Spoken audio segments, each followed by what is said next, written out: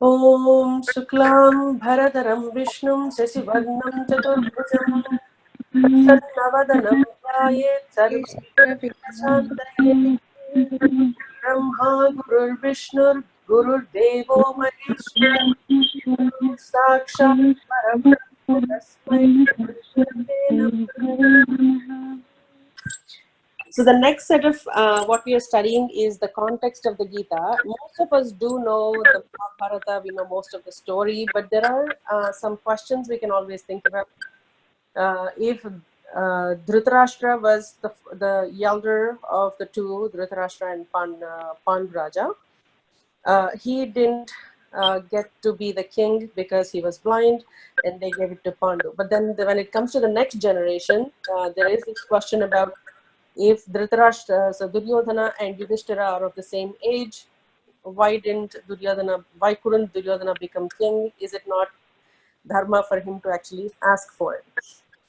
So there are some of those questions that do come up, including, oh, why did why did Yudhishthira play the dice game? So there are quite a few questions that come to mind. So the next few pages will give us some context, because most of us do know the story. Context of the Gita. A large-scale battle between two factions of the royal clan of the Kurus in the days of Krishna provided the context for Bhagavad Gita. The people belonging to this Kuru clan were called Kauravas. The battle was waged between 100 sons of Dhritarashtra, collectively called as Dhartarashtras,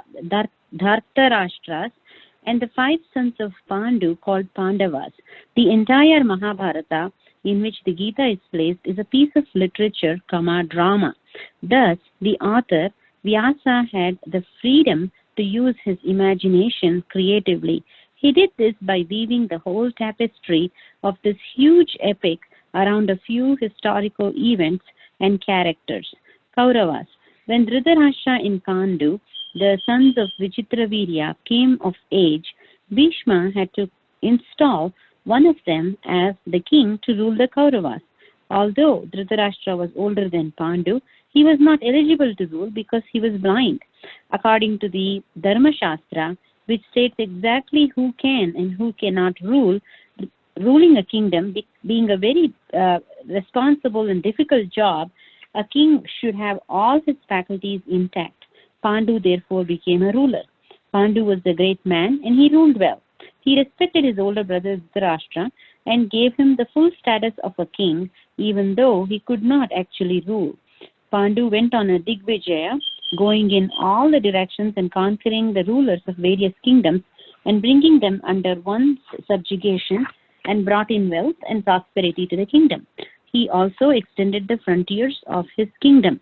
Once Pandu decided to go to the forest along with his wives Kunti and Madri and a huge retinue to hunt and enjoy the life of living in the forest. There he came across a pair of deer which were sporting together. Without thinking, he shot arrows at them and mortally wounded them. At that instant, the pair of deer took on their original forms of a rishi and his wife. They had assumed the form of deer and were cavorting freely. Then the rishi by the name of Kindama cursed Pandu that if ever he would unite with his wife, he would die instantaneously, and hence he would never be able to beget children. After this, Pandu renounced his kingdom and took to an ascetic way of life in the forest along with his wife. He observed many kinds of austerities, and his wives Kunti and Madri also practiced the austerities along with him. Thus, all three of them lived a life befitting the Vanaprastha. The fact that he could not beget any children was a source of great sorrow to Pandu. His wife Kunti had been given a mantra as a boon by the sage Durvasa once when she had served him very well. This mantra had the power to bring any god to her and bless her with a son. Therefore, at Pandu's behest, she gave birth to 3 sons, Dharmaputra, Bhima, and Arjuna, using the mantra. She also helped Madri to beget the twins, Nakula and Sahadeva, using the mantra. Later, being unable to resist the temptation when Pandu tried to approach Madri, the rishi's curse took effect and he died. Because she had been instrumental in causing Pandu to die, Madri put an end to her life by committing sati, after entrusting her two sons to the care of Kunti. After this, the rishis in the forest brought Kunti and the 5 sons of Pandu to Hastinapura and entrusted them to the care of the elders of the Kuru clan. The entire Kuru clan accepted the 5 brothers as the rightful heirs of Pandu. Bhishma entrusted Dronacharya with the task of education and training in archery and warfare of all the princes, the 100 sons of Dhritarashtra and the 5 sons of Pandu. After their education was completed, they all demonstrated their skills in public during their graduation ceremony. Then, by the unanimous decision of all the elders, Dharmaputra, the oldest of the Pandavas, was installed as the crown prince and was entrusted with the responsibility of ruling the kingdom. Dharmaputra, also known by the name Yudhishthira, was committed to a life of dharma, to what was right, even at the cost of his own welfare. Because Dharmaputra was born by the grace of Lord Yama, he was also called Dharmaraja. The second son was Bhima, a man of valor and strength. He was born by the grace of Lord Vayu. He also had a great heart and was committed to dharma. Then there was Arjuna, the most versatile of them all. Not only a master archer, Arjuna had a thorough grasp of logistics. He knew all about warfare, how to organize an army, how to advance, how to fight. There is a shastra for all of this, explaining the various ways to arrange an army into appropriate formations, vyuhas, so that when the front lines are gone, there are other lines to back them up. All of this requires a lot of study and understanding. Besides being an expert in warfare, Arjuna was very adept in performing fine arts. He was a great dancer, musician, and a man of great name and fame committed to dharma.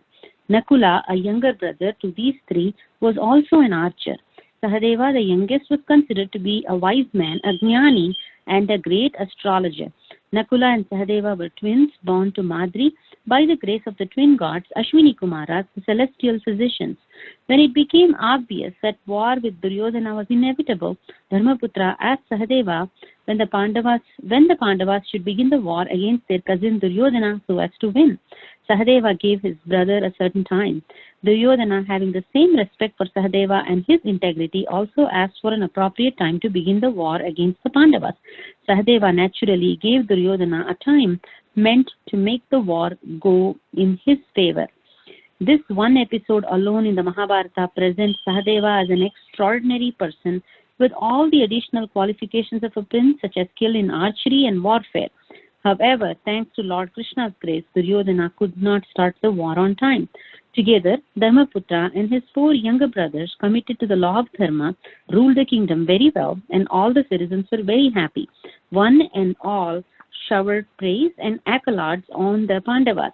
This marked the beginning of all the problems, because the sons of Dhritarashtra, especially Duryodhana, were very jealous of them and did not accept the Pandavas as rulers.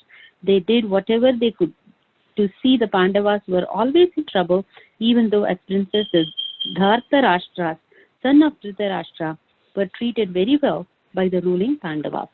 Duryodhana's jealousy. The Pandavas grew up in the same palace with their cousins, the 100 sons of Dhritarashtra. Even as children, Duryodhana and his brothers were jealous of the Pandavas and would gang up and try to destroy them. Therefore, the Pandavas always grew up in the midst of great jealousy and constant fighting. They tried to understand that their cousins were jealous and accommodated them as best they could. Now that people were happy that Dharmaputra was their crown prince, the Duryodhana's jealousy knew no bounds. From the time Dharmaputra became the crown prince, Duryodhana began scheming for the throne. He plotted with his uncle Sekuni, Karna, and his brothers to kill the Pandavas. With the silent approval of Dhritarashtra, Duryodhana plotted to kill the Pandavas at Varanavatta. Dhritarashtra sent them to Varanavatta under the pretext of asking them to preside over a Utsava. Duryodhana had hardly built a palace made of inflammatory substances for the stay, and had sent one of his agents with the instruction that at an opportune moment he should set fire to the palace so that it would look like an accident. This would lead to the end of the Pandavas. But Vidura, who already knew that this plot warned them and made secret arrangements for their escape. Everybody assumed that the Pandavas had perished in the fire. Except for Vidura, no one knew of their escape. The Pandavas lived incognito for some time and went to Swayamvara of Draupadi, who was the daughter of the king of Panchala. Arjuna won the test, and all five of them married Draupadi and came back to Hastinapura. Sekuni was the brother of Gandhari, Duryodhana's mother. He was the wild schemer who advised Duryodhana in his actions against Pandavas. Karna was actually the son of Kunti, born to her by the grace of Lord's Son, when she had experimented with the mantra given by sage Durvasa to her when she was a young unmarried girl. When the child was born, being afraid of the society, she placed the child in a basket and floated it away in the river Ganga. This child was found and raised by a charioteer as his son. Karna was very valorous and grew up into a fine archer. He came to the graduation ceremony of the Kuru princess to prove himself and gain some acceptance. He challenged Arjuna, but he was not allowed to participate on the grounds that he was not a Kshatriya. When he thus stood humiliated, Duryodhana came to his rescue and crowned him as the king of Angadesa. Since then, he became the most devoted friend of Duryodhana. So this time, and so the footnote for Vidura. Vidura was another brother of Pandu and Dhritarashtra. He was born to a second maid and was entitled to rule the kingdom. He was a minister to the king and was a great soul. He was Dharma incarnate. Many a time he tried to give good advice to Dhritarashtra. This time, the elders of the Kuru family decided to put an end to the conflict by dividing the kingdom into two halves, one each for the Dhritarashtras and the Pandavas. The most undeveloped and unproductive part of the country, called Kandava Prasthana, was given to Pandavas as their share. Hastinapura itself, with the developed productive lands around it, went to the Dhritarashtras. But they accepted the deal and went to Kandava Prastha. With the help of Lord Krishna, Lord Indra, and the divine architects, the Pandavas made the land fertile and built a very beautiful capital for themselves. It was called Indraprastha. Yudhishthira sent his brothers in all directions for Digvijaya, and they in turn brought in wealth and made their country prosperous and powerful. Dharmaputra was asked by Vyasa to perform a great yagna and called Rajasuya, in which money and food were to be distributed. In that yagna, Duryodhana was in charge of distributing the money. He was known to be generous, and if it was someone else's money, he gave even more. Everyone participated in the yagna in some way or the other, and this was Duryodhana's contribution to it. After the yagna, people began praising Dharmaputra and his brothers. This made Duryodhana even more jealous. He could not bear to see the prosperity of the Pandavas. He wanted Indraprastha for himself, but he knew he could not win in a war with the Pandavas. Sekuni advised him to invite Dharmaputra for a game of dice and said he would play on behalf of Duryodhana and win for him Indraprastha and all that the Pandavas owned. With his father's consent, Duryodhana invited Dharmaputra for a game of dice. Sekuni's plan worked. Dharmaputra lost everything. The game of dice, Dharmaputra's weakness. Dharmaputra accepted the invitation for a game of dice because it was considered to be a Kshatriya dharma not to refuse an invitation to a game of dice. But apart from that, he had a liking to it. That was his weakness. But he had not bargained for playing against Sakuni, who was an expert in the game. Dharmaputra was no match for Sakuni, even in a fair game. But Sakuni had no intentions of playing fair. Not knowing that Sakuni had loaded the dice, Dharmaputra thought that with every subsequent throw, he would recover what he had lost. Instead, being goaded by Sakuni to stake more and more, he lost the crown, the kingdom, his brothers, himself, and everything, even his wife Draupadi, who was also considered to be part of his wealth. Sakuni baited Dharmaputra to stake Draupadi in an attempt to regain all that he had lost.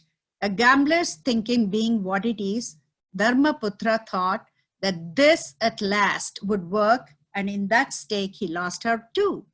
All the stories in the Mahabharata point out either certain human virtues or weaknesses. This story reveals that playing the game of dice is a weakness and that a gambler gambles everything. There is a value here, and the value is to be understood. Dharmaputra's weakness was gambling, and he paid dearly for it. The story then continues to tell how Draupadi was drawn into the court where she was insulted and attacked by Duryodhana's brother, Dusasana. But while she was being disrobed, Krishna helped her by continuing to lengthen her sari until her attacker finally became exhausted by his efforts. Although she had sympathetic support, no one else was able to help her because of Dharma. Dharmaputra had staked his wife and lost her to another. Whatever he did with her or allowed to be done to her was his right.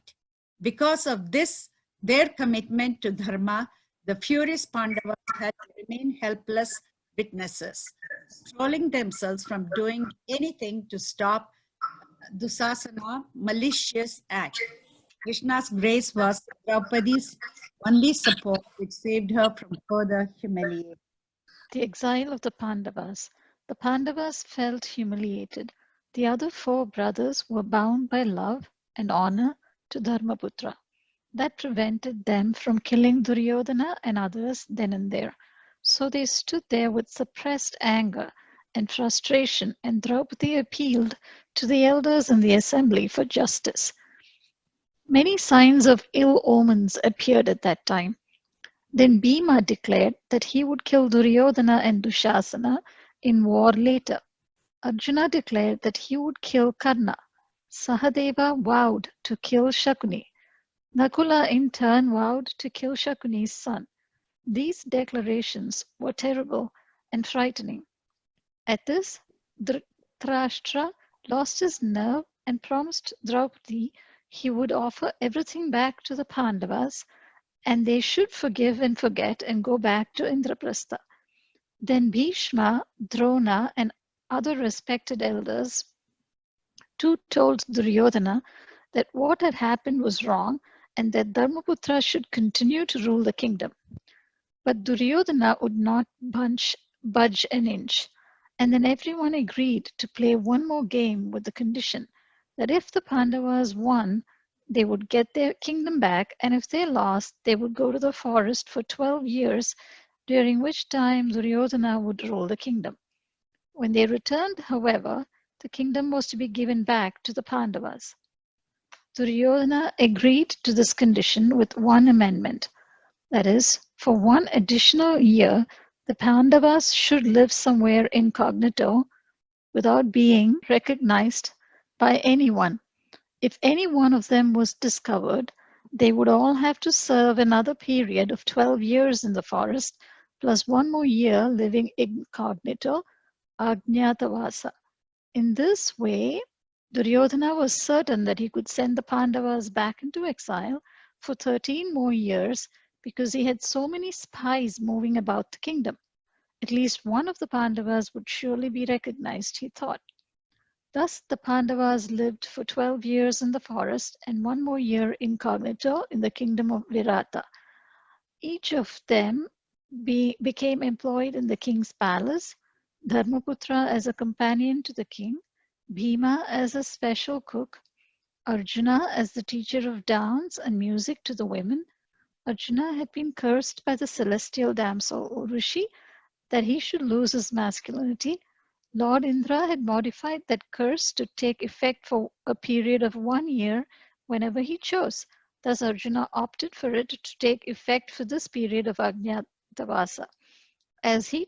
He taught music and dance to the royal ladies of the king of Virata. In this way, the Pandavas lived out the remaining year unrecognized by anyone. Because Duryodhana had suspected their presence in Virata, he engineered a border skirmish in order to bring out bring them out into the open. Arjuna did come out along with the prince of Virata, but the 1-year period had just expired.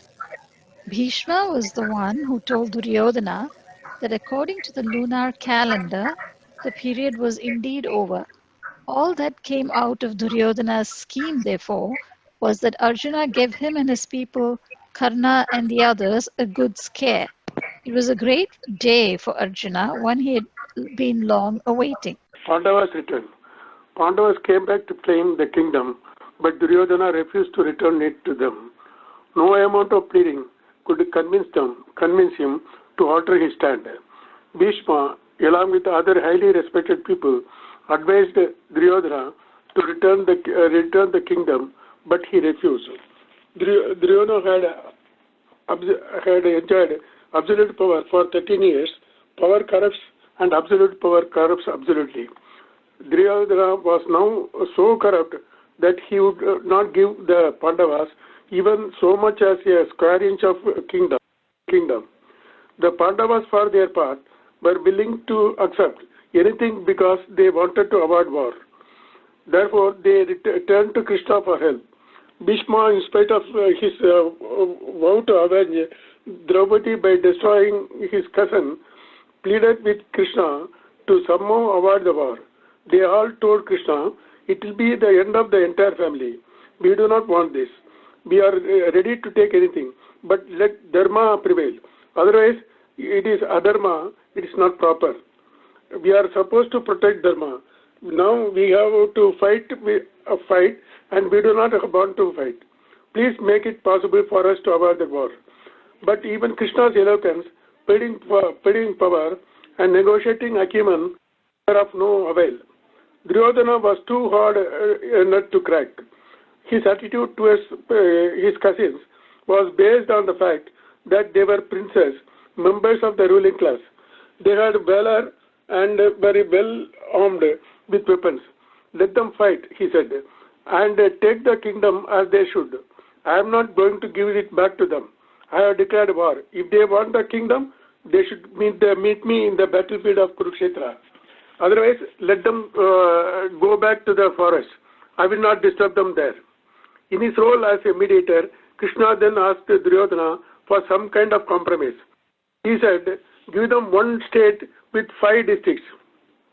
Give them a district with 5 counties.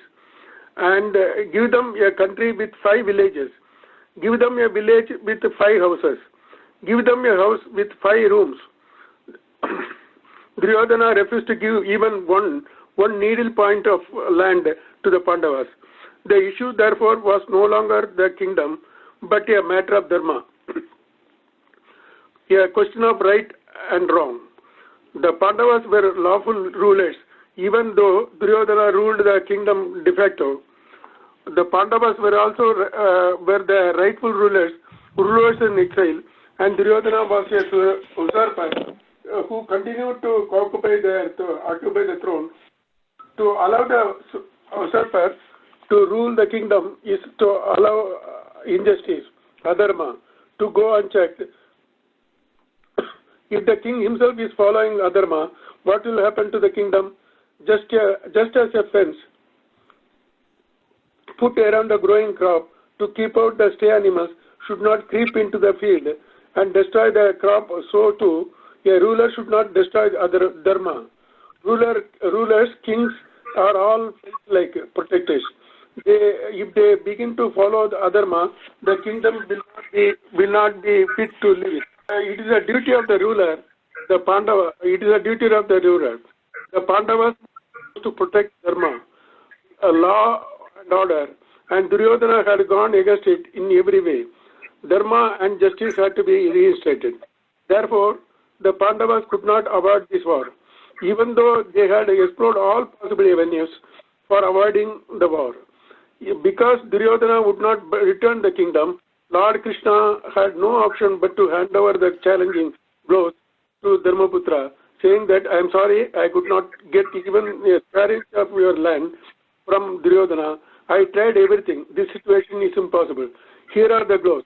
You have to fight. There is no other." Since Duryodhana was the ruler, He was able to sway people to his side by bribing those who were willing to compromise. Such people are prepared to ignore what is right and wrong when it suits their purpose. Thus, using this money, power, land, and position, Duryodhan gathered a large number of people, kingdoms, and armies as supplies everything required to wage a war. The neighboring kingdom felt that if they did not give the Duryodhan their support, they would have to face the consequences. Duryodhan was the emperor, whereas they were lesser kings and chieftains. Because they could also have elected to join the Pandavas, Duryodhana sent his brothers and special messengers to elicit their support. They agreed to join his ranks primarily out of the fear. Therefore, the number of people who refused to give him support because they lived according to Dharma was very few. There are always a few people in any society who live their lives according to Dharma. We read in a Tamil verse that it is because of such people that the rains come, the winds blow, and the flowing water still finds its own level, meaning that there is some order in the society. Here too, there were a few people who were not threatened by Duryodhana, still less tempted by his offers because of their commitment to Dharma. Unbribable and virtuous as they were, these people cast their lot with the Pandavas.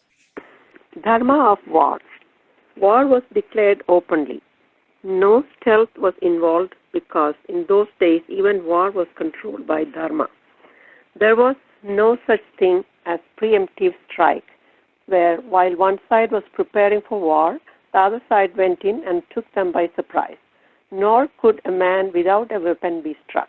If he was in a chariot, the other person also had to be in a chariot before any fighting could occur. So there were certain rules that had to be followed, and that is how the battle between the Pandavas and Duryodhana was fought. A time was declared, and the fighting did not begin until then. The place was also arranged, Kurukshetra, located just above Delhi. As the Gita opens, the forces of Duryodhana and those of Dharmaputra had assembled. Duryodhana's commander-in-chief was the invincible Bhishma, the grand old man of the Kuru family. Even though Bhishma was a man of Dharma, he felt obliged to be on Duryodhana's side because he had promised his father that he would always stand by the one who ruled Hastinapura. And at the time of war, rightfully or not, Duryodhana was the current ruler, and hence Bhishma was obliged to fight on his side. Although Drona had taught archery to both the Dhritarashtra's and the Pandavas, his heart was with the Pandavas, but Duryodhana had made him feel so obliged that Drona had to join his ranks. Also, Drona was extremely fond of his son Ashwatthama. In fact, one could say Ashwatthama was his weakness, and Ashwatthama was Duryodhana's friend. It was another reason for Drona to stay on with Duryodhana.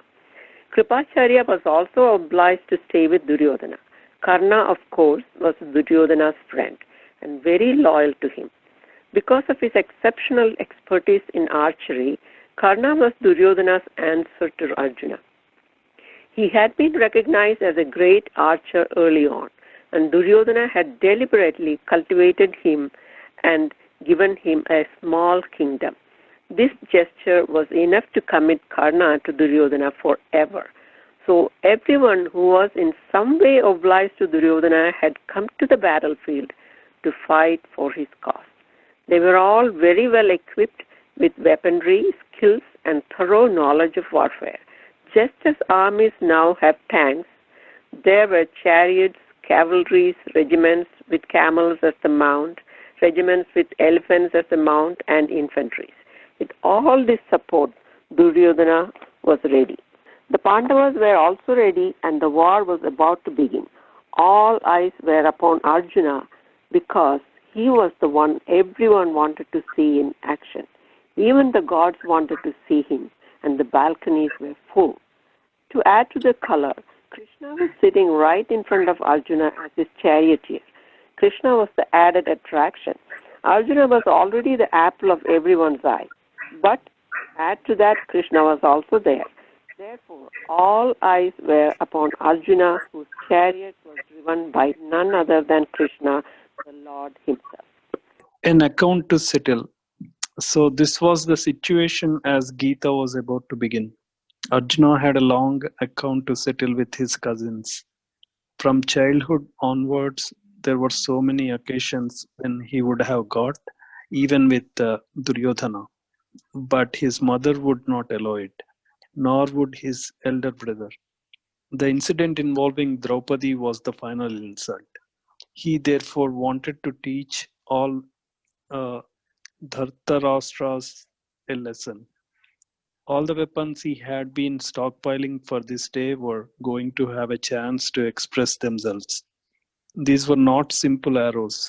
They were a different type of weaponry. They were all missiles. One came emitting fire like a napalm bomb. Another one had the ability to neutralize it by dousing it with water.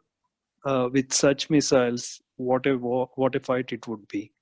Elaborate descriptions of these weapons and missiles are found in the pages of Mahabharata.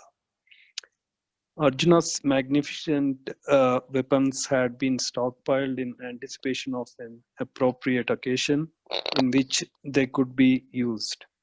The war of Dharma, which was about to begin, was just such an occasion. More often than not, war is due to adharma on both sides. Here, adharma was on one side only. When a warrior fights for dharma, all his weapons and skills become useful. They come alive and are not wasted. The warrior will not think he spent his life simply gathering weaponry that was never used. A warrior who does not have an opportunity to fight, having spent 50 or 60 years stockpiling weapons, may develop arthritis and wish he had studied geology instead. He will regret what he has done because he has no proof of his valor. Therefore, for a Kshatriya like Arjuna, it was a great day to prove himself. He was a prince who had been nursing a lot of hurts and injustices. For him, the D-Day had come, having waited so long for this day. Arjuna was naturally one flame of fury. He ordered Krishna to position his chariot in such a way that he could see all those with whom he would be fighting. Arjuna could not have fought with ordinary soldiers. He had to determine which chieftains he must tackle, which ones were his equals. As a good driver, Krishna replied, "Yes, sir," and placed the chariot where Arjuna could see all sides. Arjuna's grief. When Arjuna looked around him, he collapsed, not out of fear, but in appreciation of the following fact, that the people he was going to destroy were the people whose life and company he would prefer to have. He thought, in their absence, my life will be empty. How can I destroy my own family, my own kith and kin? These are the very people who are standing in front of me. How can I destroy all of these people? Most of the people Arjuna saw were the citizens of this great kingdom. They had all been conscripted by Duryodhana, giving a crash training course, and then brought to the battlefield. It was all visible because of their dress. They did not know how to button the shirts of their uniforms properly, and their walk was clumsy because of the heavy, unfamiliar military boots. They were obviously new recruits who had come to be fodder for Arjuna's arrows. Not only were there so many citizens in the opposite camp, but on his own side too, there were a lot of innocent people. Arjuna then understood that no one was going to be victorious in this war, because Arjuna and his brothers were committed to the moral order Dharma. They did what was to be done and avoided what was not to be done. A word once spoken was fulfilled, and their actions were always beyond question. Their life, therefore, was lived according to this Dharma, whereas in the case of Duryodhana and his brothers, with the exception of Vikarna, it was quite the opposite. They followed a life which was questionable, adharmika. So the fight now was between Dharma and Adharma. This battle is also sometimes interpreted as representing a conflict within the physical body, the body having been brought into being by certain type of dharma, good actions. In this interpretation, the body is called dharma kshetra, kshetra meaning place. Knowledge of right and wrong is universal.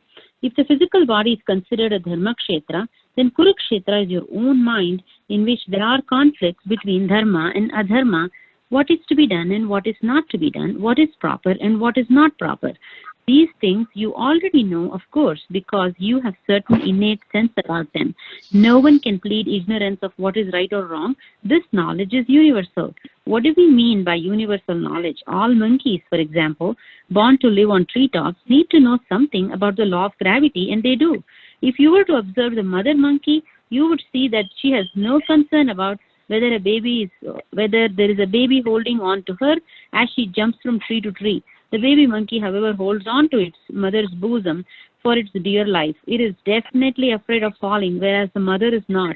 She just keeps leaping from one branch to another while her baby holds on tight. Suppose the baby monkey had to undergo some education to know that there is a law of gravity operating, that it must hold on tightly in order not to fall, and that if it did fall, it would be injured or it would die. If all of these things had to be taught to monkeys, many of them would die for want of education, and the species itself would sooner or later become extinct. Fortunately, every baby monkey, without being educated, seems to know what is to be done and what is not to be done. Without going to Harvard or Cornell, without joining the moral majority, it knows very well that I will fall if I let go of my mother. I will fall is one piece of truth. And if I fall, I may hurt myself is a second piece of truth the monkey seems to know. The third piece of truth is to fall and get hurt or be killed is not good for me or for my species. Instinctively, then the monkey knows all this. Since monkeys are made to live on treetops, the minimum knowledge every monkey must have in order to survive is to know, I will fall, objects come down, I will be the victim if I do not hold on to the other branch when I leap. This knowledge must be given to the monkeys along with the creation. Only then is there any hope of a monkey living its life on the treetops. Such knowledge is instinctive and is what we call the creation. If that knowledge is not given to a monkey and it has to be educated in order to know how to survive, then we can say that there is a defect in the creation. Similarly, as a human being, I am born with a faculty of choice. Unlike a monkey, however, I can choose to live on treetops or on the 20th floor of a building in Manhattan or in a cottage on some riverbank. I can choose to go to Alaska and keep only my nose out, or I can live in the tropics. Because I have the faculty of choice, I can choose my course of action. I can choose various ends and various means to achieve those ends. That a human being seeks security and pleasure is a common fact that we have already analyzed. And in seeking these ends, they have to follow certain means to achieve them. More often than not, upon analysis, we find that the problems lie only in the means and not in the ends. For example, the desire for money, an end, is not a sin. In fact, if we seek money, Lord Vishnu will be very happy about it, knowing that his wife Lakshmi, the goddess of wealth, is so popular. The security that money represents is a natural need perceived by all human beings. Seeking security is natural. People seek different forms of security. In itself, this seeking is neither good nor bad, only natural. The means alone is what is important here. If you are controlled by a set of instincts, then you need not think about whether the means you employ is right or wrong. If you live in India and leave a couple of bananas on the windowsill and a monkey comes along and takes them away, you cannot say the monkey is a thief. At the most, you can say that you are careless. When you know that there are monkeys around, you have to keep certain things away from them. Whatever a monkey does, that action cannot be labeled as wrong because it is controlled by its own instincts. So the monkey is always right and is not responsible for what it does. This is what is meant by swabhava, one's own nature. Only when there is a choice is there right and wrong. Wherever choice is involved, you cannot avoid the concept of right and wrong. There can be proper choice and improper choice. Now, if this knowledge of what is proper and improper is to be given to you by an educational institution, it will definitely be denied to a lot of people, thereby making it possible for them to destroy themselves. Just as the monkey is given an instinctive knowledge of gravitation for its survival, so too a human being is given a common sense knowledge with reference to what is good and not good for him or her. No institution is required to teach such knowledge. That I should not get hurt, for example, is a piece of knowledge. A mother and father need not teach this common sense knowledge to their child because the child already knows it. So when I know I should not get hurt, I also understand that, like me, everyone else is aware of this fact. I also know exactly what is expected of me by others. I do not expect you to hurt me, just as you do not expect me to hurt you. No one needs to be taught this knowledge. Because I have to choose, this knowledge is not left to education. It must be known to me. When I choose a means of action or perform an action, I must necessarily see whether it will hurt me or hurt anyone else or anything else. Knowledge of this moral order is what we mean when we say knowledge is born of common sense. A moral order is known to you, that you do not want to be robbed and that no one else wants to be robbed is very well known. You do not want to be cheated or deceived, nor does anyone else want to be cheated or deceived by you. You do not want to be target of anyone's anger, hatred, or jealousy. You also very well that no one wants to be the target of yours. To put it positively, you want others to sympathize with you, to understand you, and others also want you to understand them. You want others to help you when you are in trouble. Others also want your help when they are in trouble. There are many values involved in a moral order. Non-injury, ahimsa, absence of deception, speaking the truth, compassion, sharing, absence of jealousy, absence of hatred, and so on, all of which are connected to each other. With reference to the behavior of others, we are very clear. So this particular knowledge is with all of us and is gathered by common sense. No education is necessary to know what is right and wrong. Duryodhana had this knowledge and so did the Pandavas. However, problems arise because of our priorities, which is why we settle for compromises. Universal cultural and individual values. Values can be universal, cultural, and individual. In the West, for instance, there are a lot of individual likes and dislikes. In fact, children are taught to develop them at a very young age. The mother asks, "What do you want on your toast?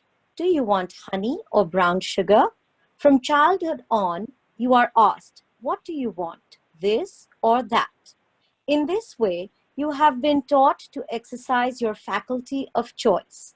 In India, it is not done. You are offered tea with the milk and sugar already in it. There is no choice in the matter. Whereas in the West, you are not only asked what you would like in it, but whether you would like tea, coffee, or something else. Our choices are based on personal likes and dislikes, which we are not concerned with here.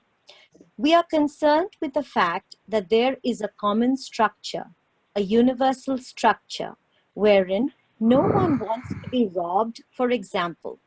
Whether the person is a tribesman living in a remote desert or an urbanite living in a sophisticated society, it is the same.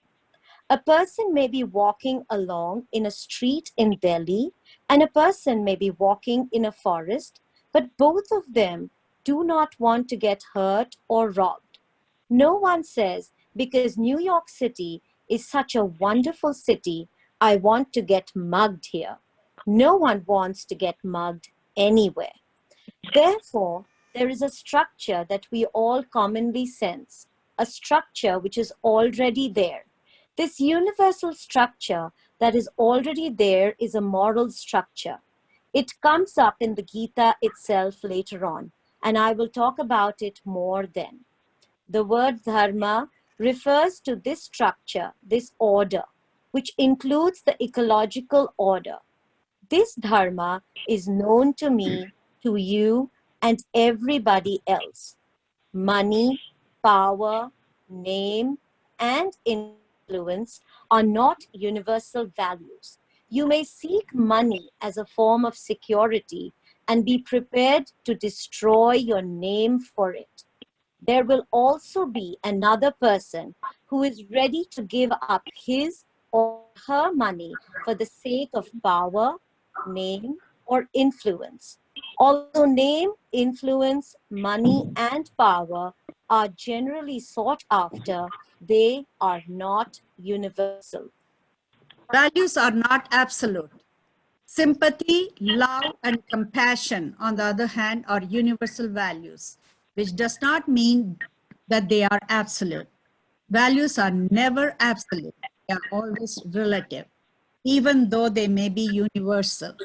The point is that one should not go against the universal values while pursuing individual or cultural values. For example, as long as your pursuit of money conforms to the universal values, you are living a life of dharma.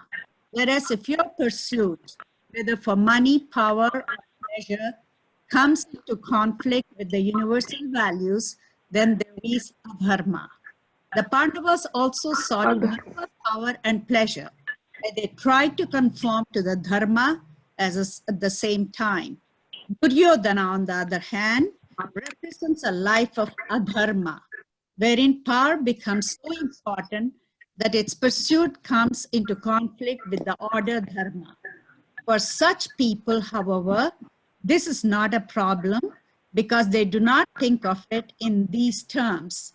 Therefore, for them, the means can be anything as long as the end is achieved. To say, for the sake of power, I can do anything, is not due to ignorance, really speaking. There is some ignorance involved, as we shall see later, but the ignorance is not the universal values. Duryodhana definitely knew that he did not want to be cheated and that the Pandavas did not want to be cheated either. But power was so important to him that he did not mind cheating or destroying anyone, legitimately or illegitimately, who stood in his way. He simply did not think about the legitimacy or illegitimacy of what he was doing. Your understanding of the laws reflected in your choice of the means, if there are such laws, is what is meant by inner maturity. When I choose a means which is not proper for the sake of money, I go against the order dharma. For the sake of money, because I do not understand what I lose. I only know what I gain, money. It is very important to me. The difference between having the money and not having it is very clear to me.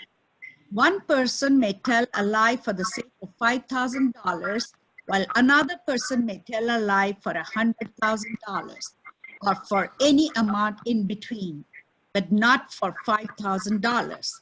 There may also be those who would tell a lie for as little as $1. Everyone seems to have a price. The value of a value. We even try to bribe the Lord in order to get to heaven.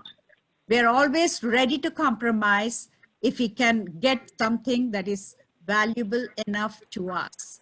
If a man sees the difference between having $5,000 and not having it, he may even deceive a friend who has offered to give him 20% over and above the value of the house he bought and renovated.